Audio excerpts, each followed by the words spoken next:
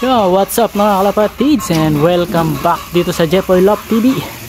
And for today's video natin mga kalapatids, ito, abangan na ng ating warrior, yung ating South Warrior. So SFPC Club at release point natin San Narciso, Quezon. Distance naman natin doon mga kalapatids is 270 kilometers air distance. At nirelease yung mga warrior natin ng 6:30 AM at padatingan na ng ating mga ibon alas 10 sa speed na 1-2.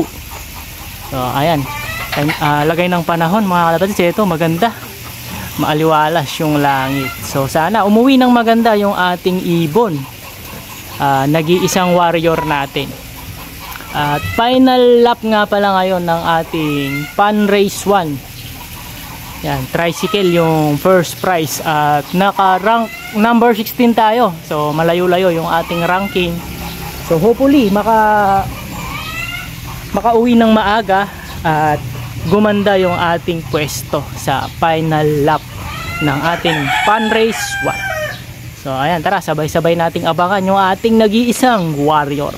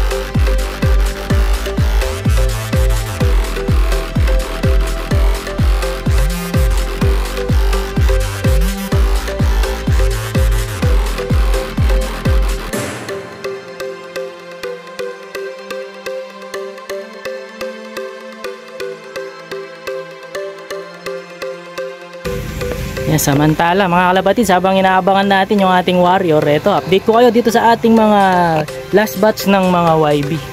Eto, meron na tayong mga pang NDR dito, yung mga SFPC club natin. Yan, SFPC banded. So nandito na. And then yung ating mga pang South next year nandito na din. And yung ating pang MacArthur, yan, nag-iisang pang MacArthur natin. Ito, ayan yung blue bar na pangit. Mukhang ano mga kalapatids, German Beauty. Ayan yung ating pang MacArthur. And then yung mga pang BBC natin, ayan nandyan din, BBC South and MPFL South. Ito, ayan mga kalapatids. So bali tigda dalawa. And then Kosa South. So nandito sama-sama sila. Ito yung ating mga YBs. Kaya hopefully makapagbigay ito ng mga magagandang resulta dito sa ating log. So ayan, ito yung ating mga YB, NDR and SDR warrior. Ayan, time check tayo mga kalapatids, 10:28 at meron nang nakapagpaklak at dito sa area natin. Yan, bali 4 na yung nakakapagpaklak, 3 sa Florida area. Yun, 1, 2, 3 Florida area, and then isang Makabebe yung number 4. So ayan, congrats na kagad sa mga nakapagpaklak na. Bibilis ng ibon nila mga kalapatids, 1-2-47 ang highest speed natin.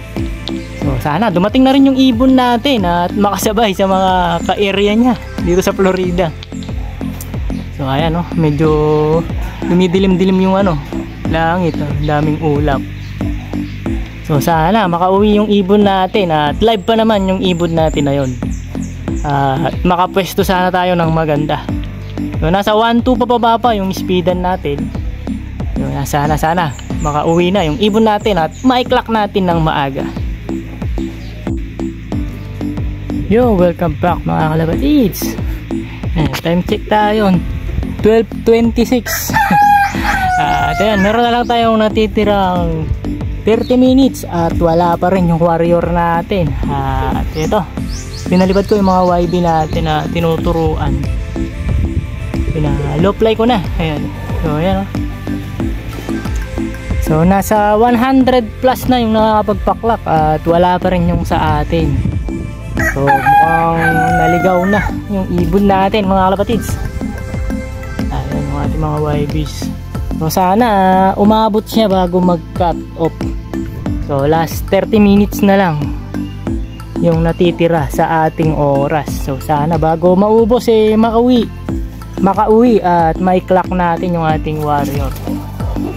So ayan, abang-abangan pa natin mga kalapatid. Sana makauwi na yung ibon natin. Yo, welcome back mga kalapatids. 1 PM na nga at ayun na, wala pa rin yung warrior natin at tinabutan tayo ng cut off. So ayan, na-cut off siya ng 4th lap San Narciso, Quezon. So, sayang mga kalapatids. Nasa rank number 16 tayo sa FR1 at ayun na nga, nalaglag na tayo at hindi umuwi yung ibon natin. So aabangan pa natin hanggang mamaya, sana makauwi pa rin siya para ma-ready natin for semi-final. So marami na yung may butas sa mga ibon mga kalapatids, butasan yung South Trace. So ayan, yung pinakawalan ko na rin yung mga ibon natin dun. So sana hanggang mamaya makauwi pa rin yung ibon natin at abang-abangan natin hanggang mamayang hapon. Yun, welcome back mga kalapatids. So hapon na nga mga kalapatids at wala pa rin yung warrior natin. So 5:05 na ng hapon at wala pa rin yung ibon natin. So mukhang matatapos na yung laro natin sa South. So ayun, 4th lap derby San Narciso, Quezon. 0 tayo mga kalapatids. So sana hanggang bukas makauwi pa rin yung ibon natin. So yung nag-iisang warrior natin. So hoping pa rin tayo na makauwi siya mga kalapatids. Sana hanggang bukas. So ayan mga kalapatids, so aabangan natin at i-update ko kayo sa mga susunod na araw sa pagdating ng ating nag-iisang warrior. So ayan, so yun lang muna yung update natin dito sa ating lop mga kalapatids. Ayan, please like, share and subscribe Jepoy Lop TV. At mag-comments na rin kayo. And good luck sa lahat ng may karera and congratulations mga kalapatids sa lahat ng nakapagpauwi na. And ingat lagi mga kalapatids. Bye-bye.